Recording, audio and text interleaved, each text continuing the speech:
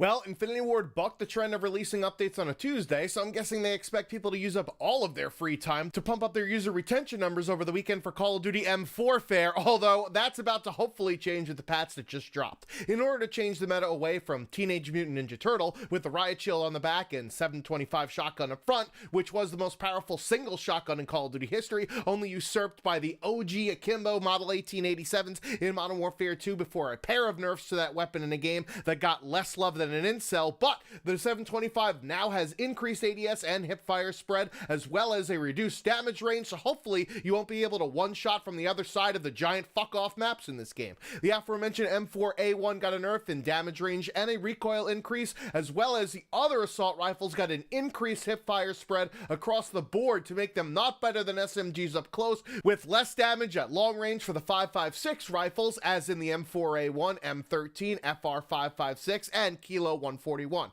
The SMGs, which were as useful as a condom with a hole in it aside from the MP5, all got a buff with increased movement speed in both the normal and ADS stances and a sprint out time reduction, with the Uzi getting a damage range buff on top of all of those other things, so now it can't be ignored like the weird kid in class. The LMGs, aside from the SA-87, got a nerf with increased hipfire spread and damage reductions, which were the best weapons that nobody was using because you'd move slower than somebody trying to hold in a shit. Sorry to all those that did the 40 kills with secondaries challenge already for the AK-47 blueprint, that is, if that even counted, and more on that later, but the pistols all got a buff with increased movement speed, reduced sprint out time, and increased damage range, so now those snipers don't have the penalty of being useless when missing their shots because they could just swap out to the sidearm, which is always a joy. Lastly, on weapon changes, the weird behavior with the crouch and prone fucking with recoil, unlike any other Call of Duty game, has been removed for the time being so that Infinity Ward can actually figure out what in the fuck is going on, because crouching and proning should reduce recoil, not increase it, or make it more erratic than Kanye West's Twitter feed, and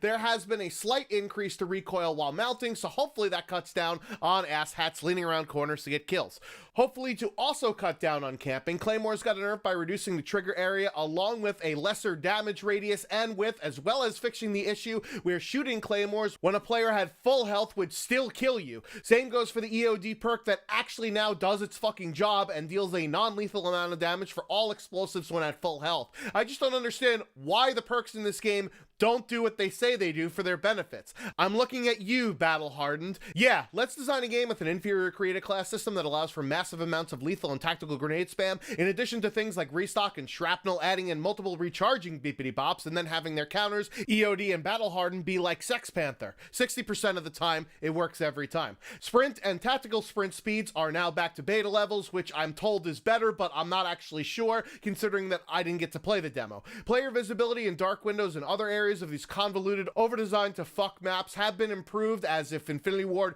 didn't learn anything from DICE with how badly Battlefield 5 had to be tweaked over several months to cut down on camping because people literally couldn't be seen while laying down. In audio updates, footstep sounds have been nerfed to adjust the volume at distance better, and they're going to do another pass whenever the next update is to make crouch and ADS movement much quieter, which really doesn't move the needle for getting rid of tactical gameplay, when reducing the sound whore camping problem means that you're going to have to crouch walk or slow down with ADS walking instead. Another big audio gripe has been the battle chatter, which has been changed to disable the opposing team hearing your team's callouts, with the now infamous contact being never done from your own operator, as well as them being more restrictive as to when that happens in the first place, since not everybody has eagle-eyed vision, so as soon as you hear that phrase that triggers your PTSD, you won't be looking all around the screen for just a tiny pixel of an enemy. Even though there are supposedly big minimap overhauls in the coming soon Black Hole, there were some UAV bugs that were fixed with this update, like having players with Ghost and or a silencer equipped still showing up on the minimap during that kill streak's uptime, and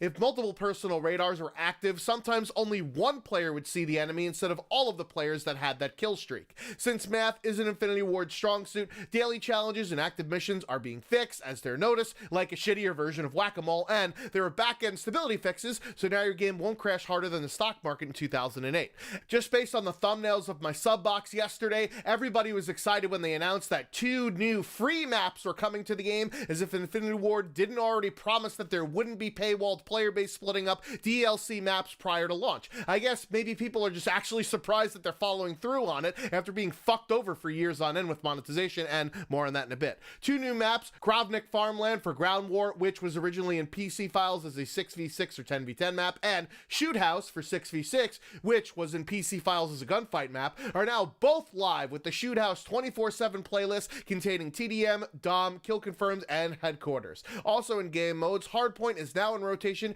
even though it's been in the CWL rule set, which was just updated in private matches, since there isn't a ranked playlist anywhere to be found in this game, because Infinity Ward has shown repeatedly over the years that it's never really given a fuck about competitive. Instead of Domination being one of the modes, along with Hardpoint and SMD for CWL, I think that Headquarters would be a much better alternative, similar to Control with Black Ops 4, that mixes in both the chaos of a respawn mode with the intensity of a single life one. Anyways, the dev team did plug that this new content is available for everybody across all platforms at the same time, as if that's something to be proud of, ditching your anachronistic monetization model. But there is news about upcoming content from an Activision investor call, in which the CEO shared that the Battle Pass will begin in December, which is later than originally planned. This means that they are still working on what will go into the stream in terms of rewards, but according to leaks, we already know that there are unreleased things like stickers, which can be used as pieces of flair on your gun, like the restaurant and office space, animated calling cards, operator skins, and weapon blueprints, which, if the last one ends up in the Battle Pass reward stream, is like cueing that "aw shit, here we go again" meme.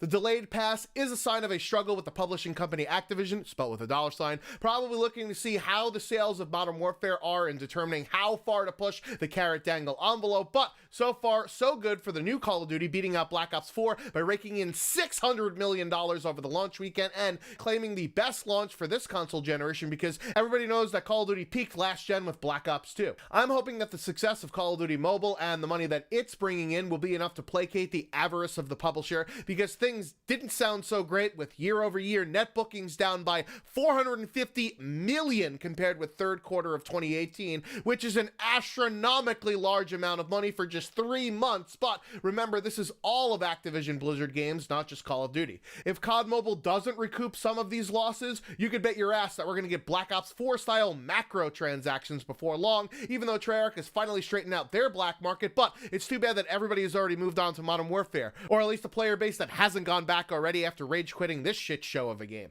I hope that this patch cuts down on how frustrating and outright boring this game is to play, now that a huge blow has been dealt to the camping playstyle, and rushing has been significantly buffed, with the meta no longer revolving around just 2 guns, and if you're not using them, then you're just doing it wrong. What do you think about the changes, and have you played on the new maps yet? Are they as awful as all of the other maps in this game, or has Infinity Ward actually taken some feedback into consideration for the post-launch content, like they did with the DLC maps for Ghost compared to the base ones? Because if they could put some maps in that aren't supercalifragilisticexpial atrocious, that would go a long way to making this game actually playable again. I've been the Schwanz27, over like any chance of the Knicks being a non-shite team this year. Until next time.